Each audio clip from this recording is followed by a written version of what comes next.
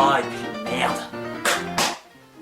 Le type dont je vais vous parler, c'est la deuxième plus grande star du muet, juste derrière son rival Charlie Chaplin. Joseph Frank Jr., alias Buster Keaton.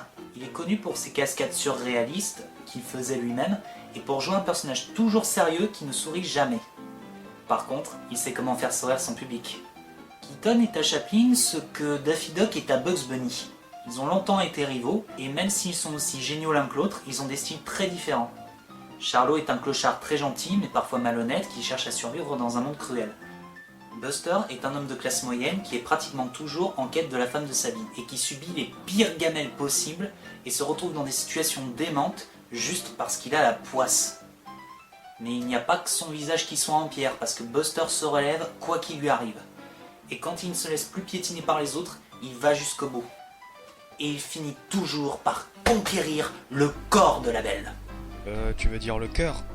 Ouais, ça aussi. Comme Charlot, Buster est un personnage très pathétique, mais pas à cause de ses chutes qui sont toujours drôles. C'est surtout parce que même s'il ne sourit pas, il arrive à exprimer beaucoup d'émotions, et celle qui le fait ressortir le mieux, c'est la solitude. Il veut juste être aimé, et quand on voit tout ce qu'il se prend, c'est compréhensible. J'ai choisi 3 des meilleurs films de Buster Keaton juste pour vous montrer à quel point il est énorme. On va commencer par un moyen métrage. Sherlock Jr., sorti en 1924, réalisé par Keaton lui-même. Buster est un projectionniste très timide qui rêve de 2 choses. Épouser la fille de ses rêves et devenir un grand détective. Il a malheureusement un rival qui ruine ses chances de se marier. Buster trouve du réconfort dans le cinéma et finit par s'endormir et rêve qu'il entre dans le film qu'il est en train de projeter. Et dans ce film, il devient un héros, Sherlock Jr. Et vous ne pouvez pas imaginer combien Keaton peut s'investir dans ses films. Pour vous le montrer, je ne vais pas utiliser de mots, mais des images.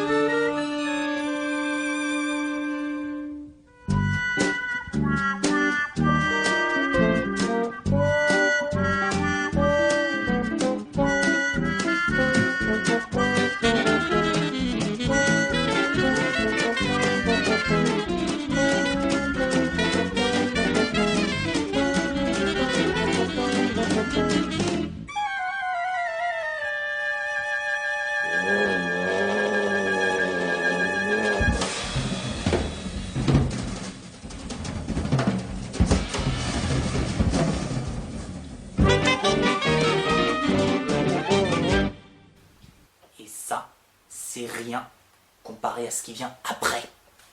L'histoire se déroule surtout dans l'imaginaire de Buster quand il rêve qu'il est détective. Ce que j'aime bien, c'est qu'il est montré dès le début que c'est juste un rêve. Personnellement, j'ai jamais aimé ces films qui nous laissaient croire que c'était la réalité juste pour nous révéler à la fin que c'était une fantaisie sans intérêt. Mais là, on sait que c'est un rêve, et donc on se laisse entraîner dans le délire du héros, et on profite du film et de ses scènes démentielles et de ses gags géniaux. Par exemple, il y a une scène où des criminels veulent tuer Sherlock avec des pièges mortels. On dirait un vaudeville. Juste après, on a des courses-poursuites et des cascades que Keaton fait toujours lui-même. Un mec qui fait ses propres cascades. Ça vous rappelle rien? Et oui, Jackie Chan adore Buster Keaton, et il s'est inspiré de ses films. Comparez leur filmographie, ils sont aussi déments l'un que l'autre.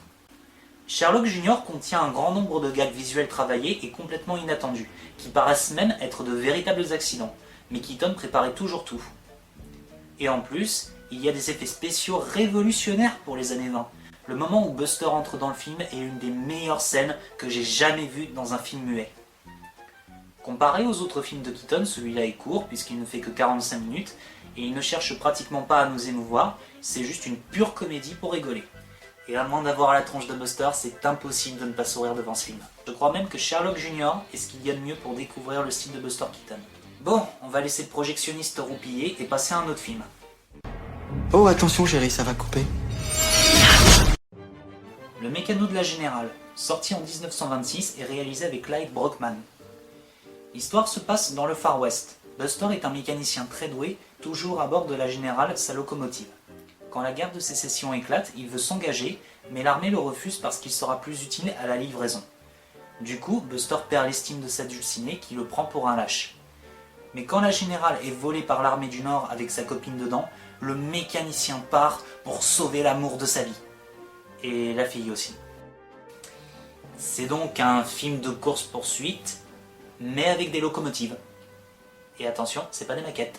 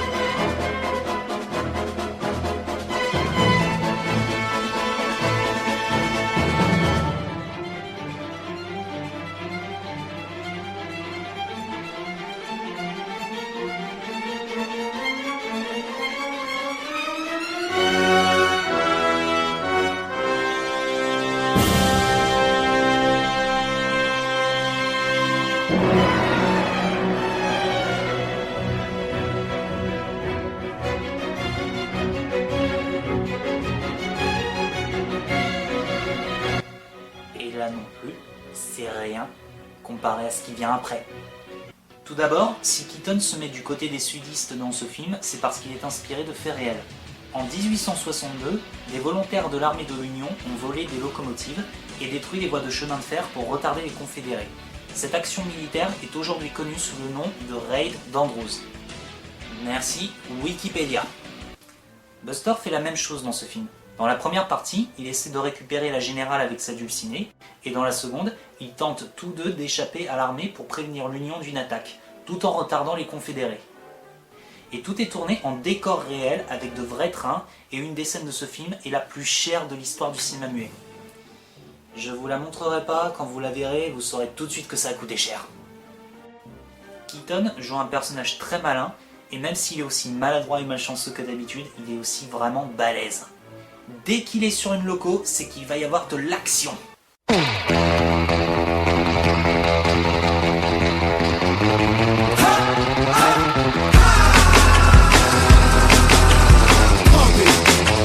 que j'aime bien dans ce film aussi, c'est la fille. Dans la plupart des films de Keaton, la femme est toujours là pour le motiver, pour le pousser à montrer qu'il a des hormones, et donc ce sont souvent des potiches qui sont là pour faire joli. Dans ce film, c'est pareil. Mais Marion Mac, qui fait la dulcinée, a plus de personnalité que les autres. Elle est courageuse, elle aide Buster le mieux possible, même si elle est parfois un peu conne, et surtout, elle forme un beau couple avec Buster parce que comme lui, elle a vraiment pas de chance. Sinon, j'ai pas besoin de vous en montrer plus, vous avez dû voir que c'est réalisé au détail près. Ce film est très bien rythmé, plein d'action et de rebondissements, et on ne s'ennuie pas une seconde. Croyez-moi, c'est pas pour rien que le Mécano de la Générale est souvent classé parmi les meilleurs films de tous les temps. Et maintenant, le meilleur pour la fin. On dit souvent que le Mécano de la Générale est le meilleur film de Buster Keaton. C'est pas mon avis. Pour moi, le meilleur film qu'il ait réalisé, c'est Steamboat Bill Jr. Non, rien à voir. J'ai dit Steamboat Bill Jr. Sorti en 1928 et connu en France sous le titre Cadet d'eau douce. Le vieux Bill conduit depuis des années un bateau à vapeur et a un rival qui lui fait concurrence avec des bateaux plus modernes. Tout commence quand Bill doit recevoir son fils, Junior, qu'il n'a pas vu depuis des années. Et il est bien déçu parce que son cadet d'eau douce n'est vraiment pas taillé pour la vie de marin. Pour ne rien arranger, Buster est amoureux de la fille du rival et leur père ne les laisse pas se voir. Junior essaie tant bien que mal, surtout mal, de se faire accepter par son père et de rester dans le cœur de sa petite amie. Mais il fera ses preuves seulement lorsqu'un ouragan viendra frapper la ville et mettra ses proches en danger. Et la scène de l'ouragan, mon Dieu, les mots ne suffisent pas à décrire combien elle est géniale. Vous savez, en général, quand je vous montre des extraits du film, je vous montre des extraits du début et à la limite du milieu. Aujourd'hui, je vais faire une exception et vous montrer un extrait de la scène finale. Et attention, pas de maquette, pas de fond vert, pas de doublure.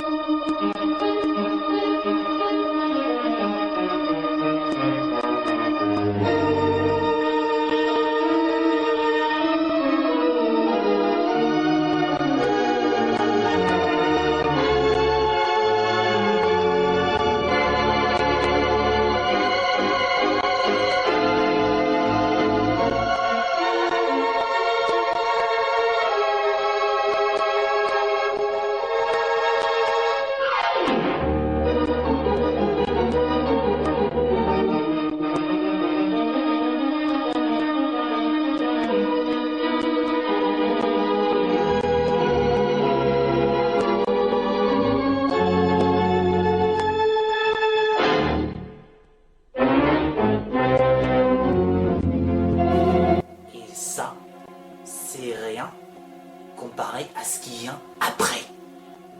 Même si Steamboat Bill Jr. est surtout connu pour la scène de l'ouragan, le reste de ce film est intéressant et plein d'autres cascades et de scènes marrantes. Cadet Dodo, c'est un bon titre parce que Junior multiplie les gaffes et c'est vraiment pas le genre de gars qu'on aimerait voir piloter un bateau. De façon inhabituelle, le film ne met pas l'accent sur la relation de Buster avec la fille, qu'il ne voit pas trop souvent à cause du scénario classique de Roméo et Juliette. L'histoire se concentre beaucoup plus sur la relation entre Junior et son père. D'un côté, le vieux Bill est agacé par les manières de son jeune fils à maman qui sort de la ville, et il lui arrive même d'être très sévère avec lui quand Junior fait trop de conneries. Pourtant, on sent qu'il fait des efforts pour l'intégrer dans ce monde, et qu'il aimerait aussi rattraper le temps qu'ils ont passé loin l'un de l'autre. Et surtout, il finit par respecter son fils pour ce qu'il est, et le défend même très souvent. Quant à Junior, il fait tout son possible pour que son père soit fier de lui. L'histoire d'amour est très mignonne, mais elle reste secondaire face à la relation du père et du fils. C'est le seul film où Buster noue des liens avec quelqu'un d'autre qu'une dulcinée. À part quand il était ami avec une vache, mais ça c'est une autre histoire qu'il vaut mieux ne pas sortir de son contexte. Steamboat Bill Jr. est très drôle, mais c'est aussi l'un des rares où Keaton mélange les genres. La scène de l'ouragan est hilarante, mais elle est parfois terrifiante parce qu'on voit des immeubles tomber en morceaux. Et la relation entre le père et le fils est celle d'un duo comique, mais ils ont aussi des disputes un peu tristes. Le personnage de Buster est à son summum, maladroit de façon destructrice, malchanceux à subir la rage du ciel, endurant à supporter un ouragan, et même face à une tornade alors qu'il court pour sa vie, il garde toujours sa tête de Droopy. You know what? I'm happy. Est-ce que c'est meilleur que le mécano de la Générale? À vous de faire votre avis. Mais Steamboat Bill Jr. reste l'un de mes films muets préférés et est à mes yeux un des meilleurs. Je vous promets, ces films méritent d'être vus. Et il y en a plein d'autres tout aussi réussis. On a Les Trois Âges, un autre de ses chefs-d'œuvre, Les Fiancés en folie, Ma vache et moi, Le Caméraman, et un de mes favoris, Sportif par amour. Et n'oubliez jamais que cet homme, ce génie, a mis sa santé en danger pendant plusieurs tournages, juste pour vous faire rire. Et après avoir vu une bonne partie de ses films, moi je dis, merci Buster. Merci pour tout. C'était Cinéma Oblivion, à vous les studios.